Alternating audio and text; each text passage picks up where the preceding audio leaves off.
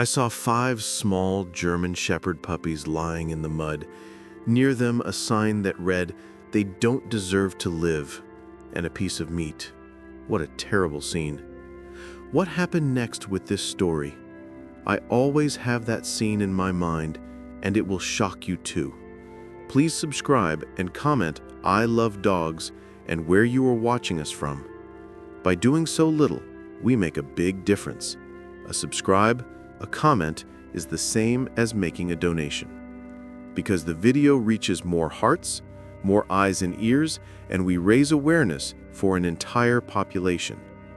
The morning sun, usually a welcome beacon, felt almost mocking in its cheerful brilliance as it dappled through the nascent green leaves of early spring.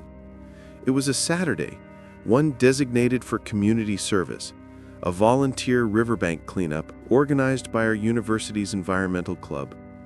My friend, Ilara, a fellow biology student with an infectious laugh and an unwavering optimism, walked beside me, our conversation a steady hum against the rhythmic rustle of plastic trash bags. We were part of a larger group, scattered along the winding banks of the local river, tasked with ridding its edges of the detritus of human carelessness, plastic bottles, old tires, discarded packaging. The air was cool, carrying the damp scent of river water and fertile earth, a blend that usually brought a sense of peace. But today, that peace would be shattered into 1,000 pieces, replaced by a searing image of cruelty and a desperate fight for life. Our section of the riverbank was notoriously marshy, a neglected stretch where the river broadened into a shallow, muddy expanse before narrowing again. It was a challenging area, often overlooked by other volunteer groups, and that's precisely why Ilara and I had specifically volunteered for it. We believed in tackling the toughest spots, in making a real difference where others might shy away.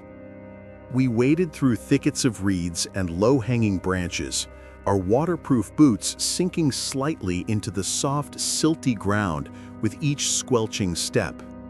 The work was dirty, requiring considerable effort to dislodge debris, but there was a profound satisfaction in seeing tangible results, in reclaiming a small piece of nature from human neglect.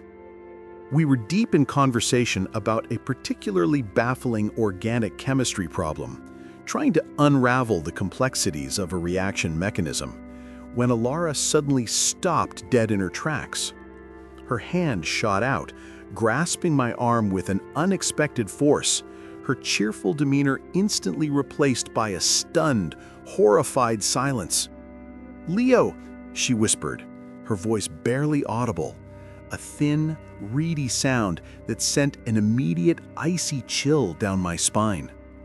The sudden shift in her tone, the desperate urgency in her grip, instantly told me something was terribly wrong. "Look." My gaze, prompted by her whispered command and the tightening grip on my arm, followed hers, and what I saw next, nestled against the gnarled, ancient roots of an old willow tree, froze me in place. Every other thought, every academic problem, every detail of our morning's task instantly dissolved into a cold, sickening dread that permeated my very bones. The world around me, the gentle chirping of unseen birds, the soothing murmur of the river, the distant, muffled voices of our fellow volunteers all faded into an indistinct hum, a meaningless backdrop to the horror unfolding before my eyes. My vision narrowed, tunneling, focusing with terrifying clarity on a particular patch of particularly thick, blackish-brown mud nestled against the gnarled roots of the old willow. There, entangled in a coarse, brutally braided rope that seemed to bind them together, were 5 tiny, pitiful forms. German Shepherd puppies. My heart clenched, a painful, visceral twist in my chest that left me breathless. 4 of them were a deep, rich black and tan, the classic noble markings of a German Shepherd. Their fur matted with grime, their small bodies seemingly lifeless, barely distinguishable from the mud they lay in. But the fifth, nestled slightly apart from its siblings, was a lighter, almost cappuccino-colored German Shepherd puppy, its coat a creamy beige, contrasting starkly and heartbreakingly with the dark, foul mud that clung to its delicate fur. All five lay utterly still, their small heads resting at awkward, unnatural angles, their tiny German Shepherd bodies barely rising above the filthy water that had pooled around them. "Oh my God!"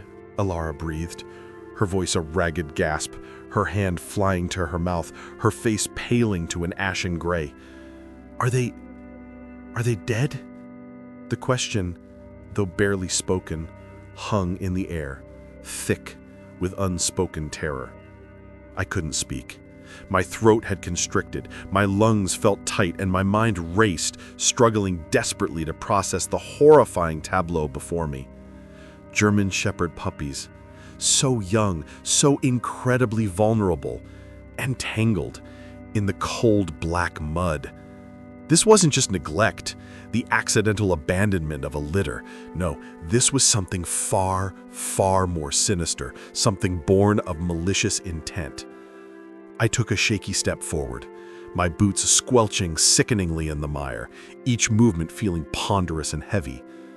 As I drew closer, the full, sickening horror of the scene unfurled itself, each detail adding another layer to the mounting terror, pressing down on my chest like a physical weight. Their tiny German Shepherd chests rose and fell with shallow, agonizingly labored breaths, each one a desperate struggle for survival. Their hearts beat at a frantic, irregular pace that I could almost feel vibrating in the air from where I stood, a desperate, rapid rhythm against the silence. Their eyes, though half closed with exhaustion, distress, and perhaps a nascent fear, seemed glazed over, distant, already retreating from the world. They were alive, but barely. They were clearly in immense pain, their small German Shepherd bodies shivering uncontrollably despite the mild spring air, a tremor that spoke volumes of their suffering. The rope, a thick, brutal twine, was wrapped cruelly around each of them, knotting them together like discarded refuse, a deliberate, calculated act of bondage. This wasn't an accident. This was intentional. This was cruelty of the most depraved kind. Then my eyes caught something else, something even more explicit in its malevolence, a sickening confirmation of the dark suspicions swirling in my mind. A short, crude wooden plank, half buried in the mud near the German Shepherd puppies, bore a message scrawled in thick, black, unapologetic letters. "They don't deserve to live." The words seemed to jump out at me, stark and brutal, a venomous declaration of intent, a chilling testament to the cold-hearted cruelty that had abandoned these innocent German Shepherd pups to such a horrifying fate. My blood ran cold, then boiled with an instantaneous, overwhelming surge of righteous fury. Who could possibly do this? What kind of monster could conceive of such an act, let alone carry it out? The question echoed in the cavern of my mind, demanding an answer it would never receive. Next to the sign, partially submerged in the murky, foul-smelling water, was a large, irregular piece of meat. It was raw, red, and torn, seemingly ripped from a larger animal, its edges jagged and unnatural. It lay unsettlingly close to the puppies, almost within their reach. An icy grip squeezed my stomach, a knot of pure dread forming in my gut. The slow, labored breathing of the German Shepherd puppies, their apparent lethargy, their frantic heartbeats. A terrifying thought began to coalesce in my mind, a suspicion so dark, so vile, it made me physically recoil. Had they eaten this meat? Was it poisoned? The possibility was like a brutal punch to the gut, leaving me gasping for air. The thought that someone would not only abandon these helpless German Shepherd puppies, but actively try to end their lives in such a horrific, prolonged way, was beyond comprehension, beyond any semblance of humanity. Elara let out a choked sob, her hand flying back to her mouth, her face etched with a mixture of profound horror and deep, heart-wrenching grief. "Leo, they look like they've been poisoned. Their breathing is so shallow. Their hearts are racing irregularly." Her scientific mind, despite the overwhelming emotional shock, had already jumped to the same terrifying conclusion as mine, confirming the darkest of our fears. For a moment, the sheer enormity of the scene overwhelmed both of us. We stood there, rooted to the spot, unable to move, our own hearts hammering against our ribs, our breathing shallow and erratic. The sheer depravity of the act, the vulnerability of the German Shepherd puppies, the chilling, hateful message on the sign, it was too much to process, too much for our young, hopeful minds to comprehend. I felt a wave of profound dizziness wash over me, the world tilting precariously, threatening to swallow me whole. "I think I'm going to be sick," I muttered, my voice hoarse, barely a whisper. Elara's eyes, usually sparkling with life and curiosity, were wide with disbelief and a nascent, uncontrollable panic, reflecting the terror of the situation. We were just students, volunteers, young and idealistic, not trained rescuers, and this scene was far, far beyond anything we had ever anticipated, far beyond our wildest nightmares. But the desperate whimpers, faint as they were, of the German Shepherd puppies, their tiny bodies struggling against the rope and the encroaching, suffocating mud, jolted us back to reality. We couldn't afford to lose another second to shock or despair. These 5 innocent German Shepherd lives were hanging by a thread, each precious heartbeat a ticking clock. The initial wave of paralyzing shock began to transform into a fierce, unwavering determination, a burning resolve to act, to fight for these helpless creatures. "We can't just stand here," I said, my voice gaining strength, infused with a new, urgent resolve that cut through the lingering horror. "They're alive, barely, but they're alive. They need help, immediately." Elara's eyes, usually sparkling with life and curiosity, were wide with disbelief and a nascent, uncontrollable panic, reflecting the terror of the situation. We were just students, volunteers, young and idealistic, not trained rescuers, and this scene was far, far beyond anything we had ever anticipated, far beyond our wildest nightmares. But the desperate whimpers, faint as they were, of the German Shepherd puppies, their tiny bodies struggling against the rope and the encroaching, suffocating mud, jolted us back to reality. We couldn't afford to lose another second to shock or despair. These 5 innocent German Shepherd lives were hanging by a thread, each precious heartbeat a ticking clock. The initial wave of paralyzing shock began to transform into a fierce, unwavering determination, a burning resolve to act, to fight for these helpless creatures. "We can't just stand here. I need to get that meat analyzed, immediately. We need to know what we're fighting against." Her biological mind had completely kicked in, her mind already strategizing, prioritizing the immediate steps needed for survival and evidence. A plan began to form, swift and desperate, a blueprint for survival carved out of chaos. "Okay," I said, taking a deep, shuddering breath, trying to steady my racing pulse and clear the fog from my mind. "I'll take the puppies, all 5 of them, to the closest vet clinic in the city. You," I looked at the raw, torn meat, then back at the chilling, hateful sign. "You take that meat, get it to the university lab, see if you can find out what's in it. We need proof, not just for the vets, but for what comes next." The decision was made. There was no time for hesitation, no time to second guess, no time for doubt. The German Shepherd puppies were paramount, their lives hanging precariously in the balance. We carefully waded deeper into the thick, treacherous mud, our hands shaking uncontrollably as we reached for the entangled German Shepherd pups. The stench of the foul, putrid mud was overwhelming, mixed with the faint, sickly sweet metallic smell of something unnatural, something chemical. Was it the poison already permeating the air? Untangling the coarse rope from around their tiny German Shepherd bodies was a delicate, agonizing process. The knots were tight, expertly tied, a further testament to the premeditated cruelty. They were so weak, so limp, their fur heavy and matted with grime, each movement of their frail bodies eliciting a soft, pained whimper. I could feel their frail bones beneath the layer of mud, their tiny hearts fluttering erratically, desperately trying to sustain life. The 4 black and tan German Shepherd puppies were almost indistinguishable from each other in their distress, their dark fur blending with the mud, but the cappuccino one with its lighter fur stood out like a vulnerable beacon, a symbol of fragile hope.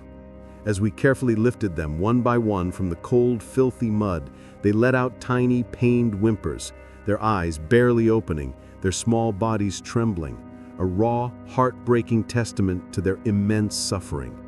They were barely responsive, their energy completely sapped, their survival instincts almost extinguished. "Be gentle, Leo," Elara murmured, her voice thick with emotion, tears now openly streaming down her dirty cheeks as she helped me cradle the shivering German Shepherd pups. "Their bones feel so fragile, we can't hurt them more." We quickly realized that carrying all 5 German Shepherd puppies at once, along with navigating the treacherous, muddy terrain, would be an impossible feat for one person. "I'll carry 2, you carry 2, and one will ride on my shoulder," I decided, trying to distribute the weight as best I could. The 4 dark German Shepherd puppies were slightly heavier, more robust, while the cappuccino one felt almost feather-light, a testament to its likely greater suffering. We were both covered in mud, our clothes soaked, our faces streaked with grime and tears, but we didn't care. The only thing that mattered were these 5 precious German Shepherd lives, clinging so tenuously to existence. Elara, with a renewed sense of fierce purpose, carefully scooped up the piece of raw, torn meat, her movements precise despite her shaking hands. She wrapped it meticulously in a clean plastic bag she'd pulled from her backpack, her face grim and set. "I'll head straight to the university lab. They have the equipment and the expertise. I'll tell them it's an emergency, that we strongly suspect highly toxic poison. I'll demand immediate analysis." Her determination was fierce, a reflection of the profound injustice we both felt, a burning desire for answers and accountability. We separated, a silent, desperate understanding passing between us, our eyes meeting in a shared resolve. I clutched the German Shepherd puppies close, 2 in my arms, one precariously but securely balanced on my shoulder, its small head resting against my neck, its warm, shallow breath a constant, terrifying reminder of the urgency that propelled me forward. The other 2 German Shepherd puppies, thankfully, Elara could manage to carry for the short distance to the main road where we had parked our cars before she went her separate way to the lab. The journey through the marshy bank, heavy with my precious, fragile cargo, felt like an agonizing eternity. Each step was a monumental struggle, my boots sinking deeper into the clinging mud, the weight of the German Shepherd puppies feeling both incredibly light and immensely heavy, a paradox of hope and dread. The pervasive fear that they might slip away in my arms, that I might be too late, that their tiny lives would flicker out before I reached help, gnawed relentlessly at me. Finally, after what felt like an endless trek, I reached the paved road, my legs aching, burning with exertion, my clothes dripping with mud and river water. I gently placed the 2 German Shepherd pups from my arms into a clean, empty trash bin liner I'd salvaged earlier, creating a makeshift, temporary carrier, making sure they had ample air circulation. The one on my shoulder, the cappuccino German Shepherd, I held close, unwilling to let go, finding a strange comfort in its warm, struggling presence. My car, miraculously, was a short walk away. The surge of adrenaline, fueled by desperation, propelled me forward, allowing me to push past the exhaustion that threatened to overwhelm me. The drive to the closest veterinary clinic, which felt like miles away even though it was only a few minutes, was a blur of frantic prayers, desperate glances at the German Shepherd puppies, and a relentless urge to go faster. I had turned the car's heating on full blast, hoping the warmth would penetrate their cold, shivering bodies and offer some comfort. Their whimpers were almost inaudible, punctuated by weak, heartbreaking coughs. I spoke to them constantly, murmuring reassurances, making promises of safety, warmth, and a loving home, though I wasn't sure if they could even hear me through their haze of pain and fear. "Hang in there, little ones," I whispered, my voice thick with emotion, tears blurring my vision. You're almost there. Just a little longer, my brave German Shepherd puppies. Please, just hold on." I pulled into the clinic parking lot, skidding slightly, my tires protesting, and practically burst through the automatic doors, the German Shepherd puppies clutched in their makeshift carrier and the cappuccino one held carefully in my arms. The receptionist, a kind-faced woman with soft eyes behind her glasses, looked up, her expression instantly shifting from polite inquiry to alarm as she took in my muddy, disheveled state and the precious, desperate bundles I carried. "Emergency," I gasped, out of breath, my voice raspy and strained. "5 German Shepherd puppies, found them by the river. Poisoned, I think. They're barely alive. Please, you have to help them." She sprang into action, her calm, professional demeanor a stark contrast to my raw panic. "Right this way, sir. Dr. Anya, stat." She led me through a swinging door into a brightly lit examination room, which was already being prepared. A veterinarian, a woman with warm, intelligent eyes and a no-nonsense, efficient air, was already there, pulling on gloves, her face etched with concern. Dr. Anya. "What do we have here?" she asked, her voice calm but firm, immediately taking charge. I quickly explained the entire harrowing situation, my words tumbling out in a frantic rush, punctuated by gasps for air. The riverbank, the chilling sign, the raw meat, the puppies' extreme lethargy, their rapid, irregular heartbeats, their severe hypothermia. Dr. Anya nodded, her expression growing increasingly serious with each detail. She carefully took each German Shepherd puppy, one by one, her touch incredibly gentle, placing them softly on the examination table. She began her initial checks, listening to their tiny hearts with a stethoscope, checking their gum color, testing their faint reflexes, her hands moving with speed and precision. "Their heart rates are extremely elevated, and their breathing is very shallow and labored," she confirmed, her brow furrowing with concern. "Their gums are pale, almost white. They're definitely in shock, and certainly exhibiting symptoms highly consistent with acute poisoning, and they're severely hypothermic from being in the cold, wet mud for an extended period." She worked quickly, efficiently, her movements purposeful and graceful, a master of her craft, her calm presence immensely reassuring amidst the chaos. A veterinary technician, a young man with a compassionate face, came in, quickly bringing an array of vital supplies: warm blankets, intravenous fluid bags, oxygen masks, and heating pads. He had clearly been briefed by the receptionist and understood the gravity of the situation. They gently wrapped each German Shepherd puppy in a soft, thick, warm blanket, the stark contrast of the plush material against their mud-caked fur, a painful reminder of their recent ordeal.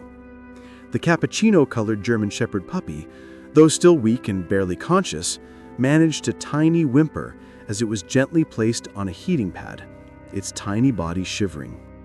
The 4 dark German Shepherd puppies were equally unresponsive, their small bodies limp, their precious lives flickering. "We need to stabilize them immediately," Dr. Anya explained, her eyes meeting mine, conveying both extreme urgency and a fragile sliver of hope. "We need to get their body temperatures up, get fluids into them to combat dehydration and flush their systems. We'll start them on activated charcoal immediately to absorb any remaining toxins in their digestive tracts, and then we'll run some stat blood work to identify the specific poison if we can, which will guide our specific antitoxin treatment. But we need to act fast. Their prognosis is guarded, especially given their incredibly young age and the severity of their symptoms.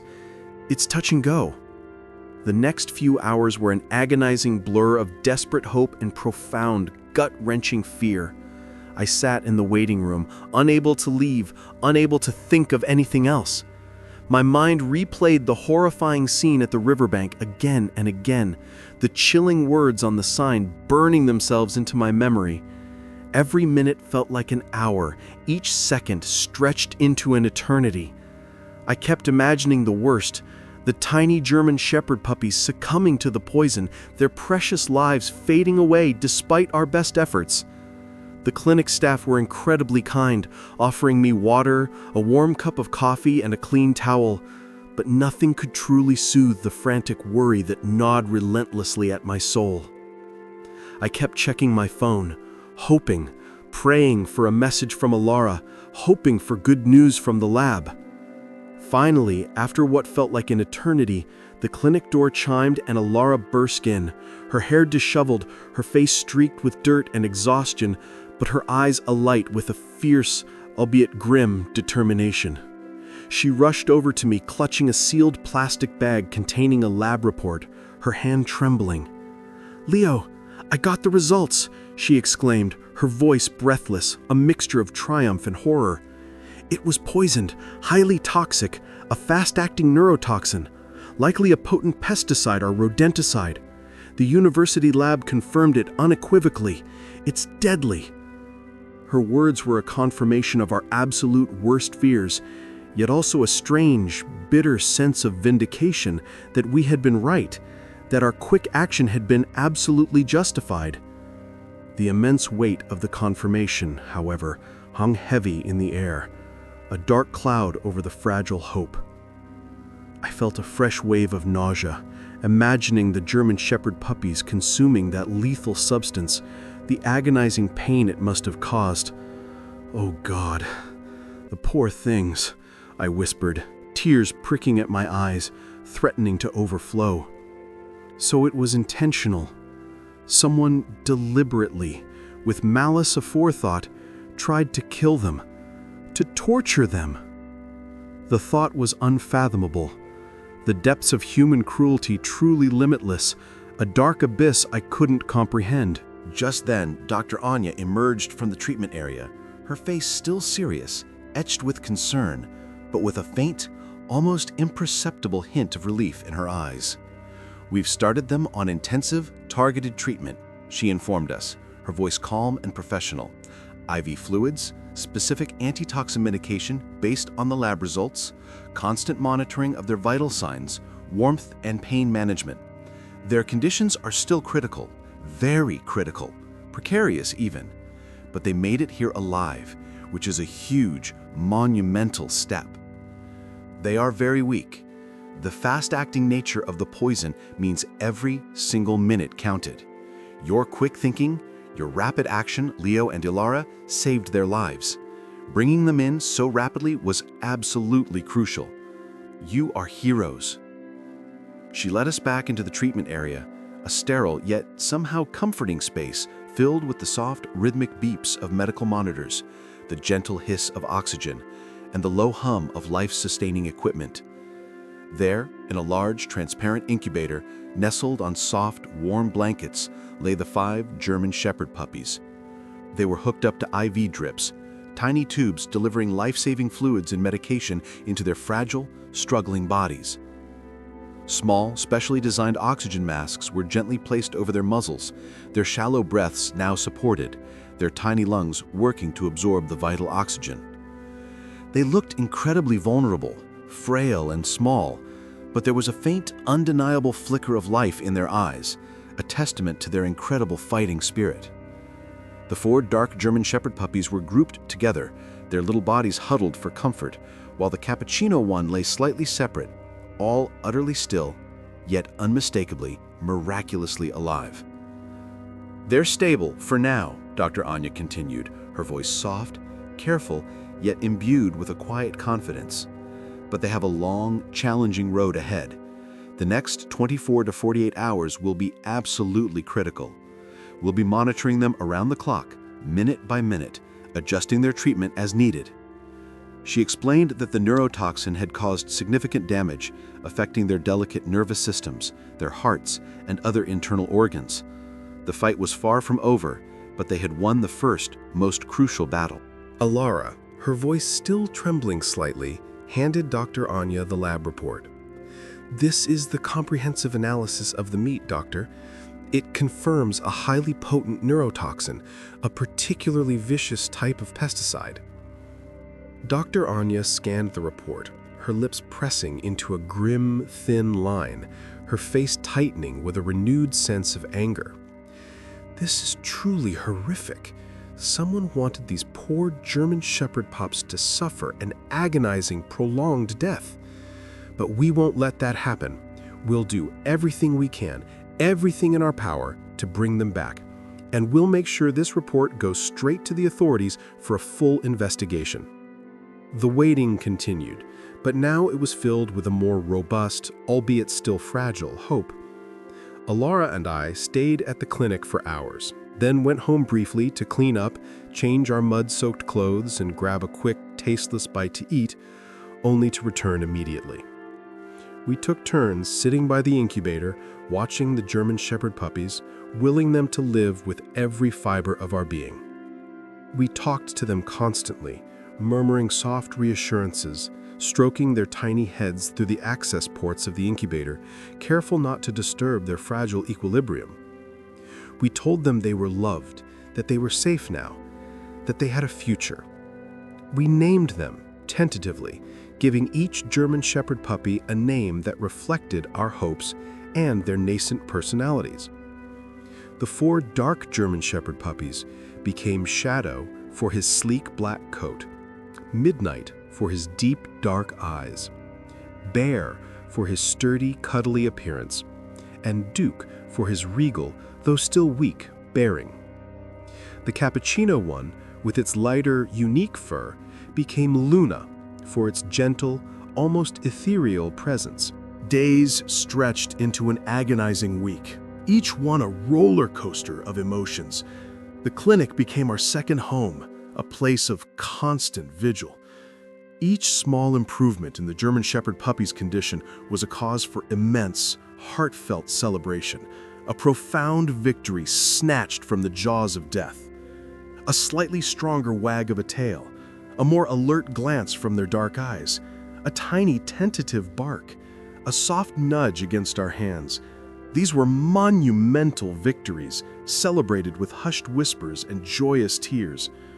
Dr. Anya and her dedicated team were tireless, working round the clock, their compassion unwavering, their expertise saving lives.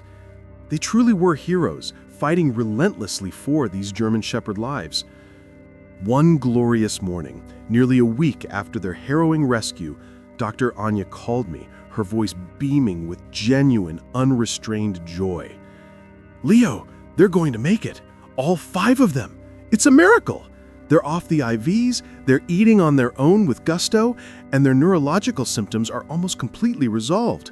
They're still weak, of course, and will need time to fully recover their strength, but they are definitively out of the woods. It's a true miracle, a testament to their fighting spirit and your rapid intervention." A wave of pure, unadulterated relief, so powerful it threatened to buckle my knees, washed over me, bringing fresh, happy tears to my eyes. "A miracle indeed, Doctor. Thank you. Thank you so much to you and your incredible team. You saved them." My next call was to Alara, who erupted in a joyful scream that could probably be heard across the city. We met at the clinic later that day, tears of happiness streaming down our faces as we watched the German Shepherd puppies, now active, playful, though still a bit wobbly, tumbling around in a larger recovery pen. They looked like different German Shepherds altogether. Their fur now clean and fluffy, their eyes bright with curiosity and a growing sense of security, their small tails wagging enthusiastically. Luna, the cappuccino German Shepherd, was particularly feisty, playfully nipping at Shadow's ear, a mischievous spark in her eyes. The image of them, alive and playful, was a balm to my soul. "They need a home," Alara said, her eyes shining with unshed tears of joy. "A real home, a forever home, where they'll be safe, loved, and cherished." The thought had already taken root deep in my heart, blossoming into an undeniable certainty. I knew what I had to do, a decision that felt preordained. "I want to adopt them," I declared, my voice firm with conviction, unwavering in its resolve. "All 5. I can't imagine splitting them up after everything they've been through together. They're a pack. They need each other." Dr. Anya smiled warmly, a genuine, radiant smile. "That's wonderful, Leo. Truly wonderful. We had hoped someone would want to keep them all together. They've formed such a strong, unbreakable bond through their ordeal." She explained the adoption process, the necessary paperwork, and the mandatory home visit to ensure a suitable environment. My mind immediately went to my beloved grandparents. They lived in a beautiful, sprawling farmhouse in a quiet village, nestled amidst vast open fields, far from the city's hustle and bustle and its dark corners. Their property boasted a large, securely fenced yard, expansive enough for 5 active German Shepherd puppies to run and play to their heart's content. More importantly, my grandparents were incredibly kind, deeply compassionate animal lovers with a lifetime of experience caring for dogs. They had often talked about getting a dog again after their last beloved companion had passed away a few years prior, leaving a palpable void in their lives. I called them, my voice brimming with a mixture of excitement and a touch of nervousness, hoping they wouldn't think I was crazy for suggesting 5 puppies. As I recounted the entire harrowing story, the riverbank, the chilling sign, the poisoned meat, the desperate rescue, and the miraculous recovery of the German Shepherd puppies, their initial shock and horror slowly gave way to a profound sadness for the cruelty, and then an overwhelming, tearful joy at the German Shepherd pup's survival. 5 German Shepherds, Leo, my grandmother chuckled, her voice warm and melodious, though laced with disbelief. Well, that's a lot of love, isn't it? A whole pack. Of course, dear. Bring them home. Our home is their home. They deserve nothing less than a lifetime of happiness and safety. My grandfather, a man of few words but immense heart, simply murmured, his voice thick with emotion. They'll be safe here, Leo. Completely safe. We'll take care of them. They'll never know another moment of pain or fear again. His words were a powerful, binding promise. The adoption process was meticulous, involving numerous forms, interviews, and a comprehensive home inspection. But it was straightforward, aided by Dr. Anya's glowing recommendation and detailed reports on the German Shepherd puppy's needs. My grandparents' farmhouse, with its vast fenced acreage and their loving, experienced presence, was deemed absolutely perfect for the 5 German Shepherd puppies. The day we brought them to the village was filled with sunshine, gentle breezes, and boundless joy. The German Shepherd puppies, still a little hesitant, their young lives scarred by trauma, slowly explored their new domain, their noses twitching with curiosity, their tails giving tentative, then increasingly enthusiastic wags. My grandparents were instantly smitten, showering them with boundless affection, gentle touches, and endless treats, and showering us with heartfelt gratitude for saving these precious lives. Life at the village farmhouse became a true paradise for Shadow, Midnight, Bear, Duke, and Luna. They thrived in the open spaces, their German Shepherd instincts for running, exploring, and playing finally unleashed and celebrated. My grandparents, with their endless patience, their gentle hands, and their deep understanding of animal needs, nurtured them back to full health, both physically and emotionally. The image of the 5 German Shepherd puppies playing exuberantly in the lush green grass, chasing a colorful ball, their barks echoing with pure, unadulterated joy, was a stark, beautiful contrast to the horrifying scene at the riverbank. Luna, the cappuccino German Shepherd, grew into a magnificent, graceful dog, her lighter coat a striking, beautiful contrast to her darker siblings. A true individual among her pack. My grandparents continued to care for them with boundless love and unwavering dedication. They send me daily updates, a steady stream of pictures and videos of the German Shepherd puppies growing stronger, healthier, their personalities blossoming with each passing day. Shadow became the quiet, watchful leader of the pack. Midnight, the gentle giant, always looking out for his siblings.